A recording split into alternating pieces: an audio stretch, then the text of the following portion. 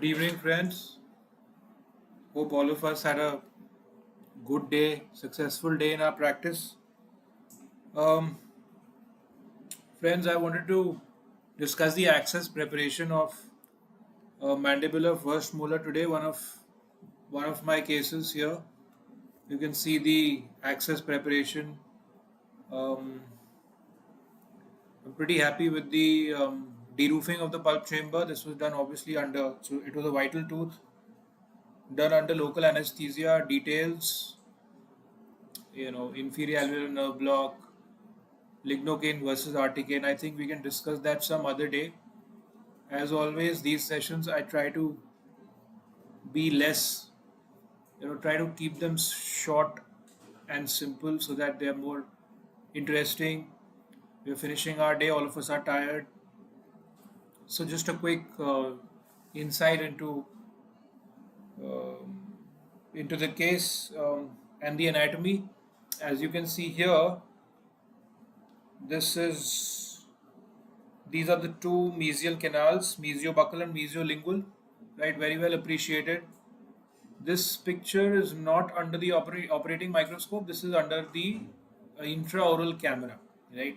And this is the canal system morphology corresponding to the distal root. As you can see, two separate orifices here. So one distobuccal, the other distolingual, right? So if you had to say, there are four canals here, obviously pretty common, especially in the days of magnification. In the lower first molars, it's pretty common get to identify four canal orifices instead of only three, right? Just to quickly revise the apical configuration. This word is very important here, apical configuration, guys. That what is the exact number of canals that we have in the form of exits, right? So if you have a root, we are hardly interested in knowing how many canals are there in the coronal third, middle third. What is more important is what are the number of canals at the exit, isn't it? That is what would ultimately affect the treatment outcome. So Bertucci did his clearing study on people in USA, and if you see the mesial root, guys, then in the mesial root you have the incidence of one canal in about 40% of the cases, two canals in 59% of the cases, and in three canals in 1% of the cases. That's specifically the study by Bertucci. Equally interesting to know here, guys, is that the number that you see in brackets here, right? Like 28. This basically represents that two canals merged into one, right? To exit as one. So if you see out of 40 single canal exits, there were 12 where there was one canal only in the mesial root throughout, right? But there were 28 in which two merged into one. So that is Bertucci type 2 configuration, right?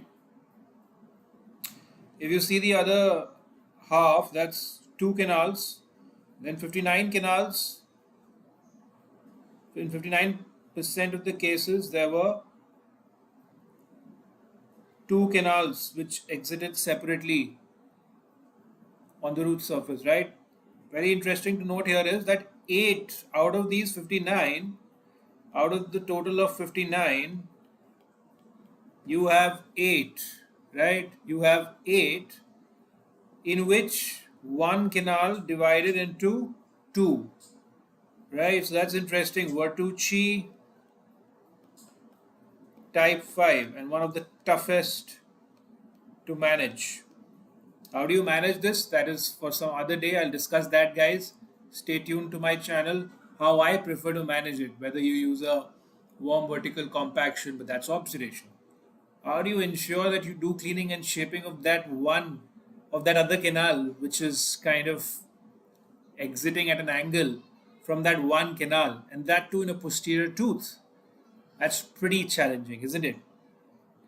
As far as my case was concerned here, the image that I showed you here, guys, this was a simple Vatucci type 2 configuration. You had two canals in the mesial root, which eventually merged into one to exit as one. Similar was my case with the distal root, in which two canals merged into one and exited as one, right?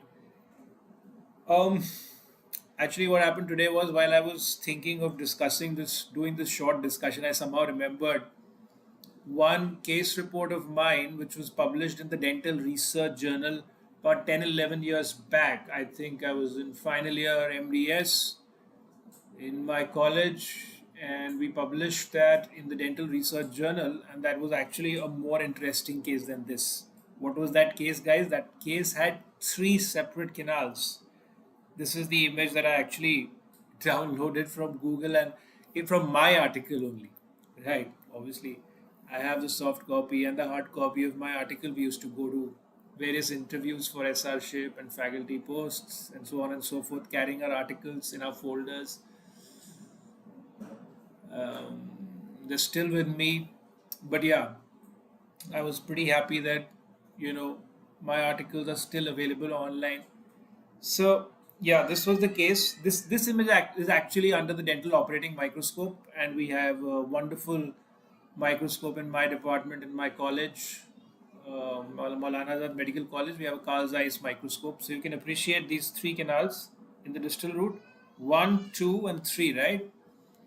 Nothing very interesting in the mesial canal, mesial root. Two separate canals merging into one, and I was pretty happy with the work that I did about 11 years back. You can see here, guys. You can see the fact that you have two separate canals in the mesial root, and in the distal root, if you appreciate here, all the three canals merge into one, isn't it? And that's actually certain barely type 18 configuration. I mean, no need to remember this in clinical practice, but just for your information. And as you can see here, this master cone is pretty nice. Again, all three canals merging into one. That's the obturation, right? And that's my article, Dental Research Journal, Aishwarya Kaushik, my respected teachers in the department. Right, this is in published in 2014, and this obviously is a very recent case in our practice. Right, guys. So I think pretty good information. Don't want to bombard you with a lot of theory here, and best wishes to all of us in serving our patients. Thank you, guys. Stay connected.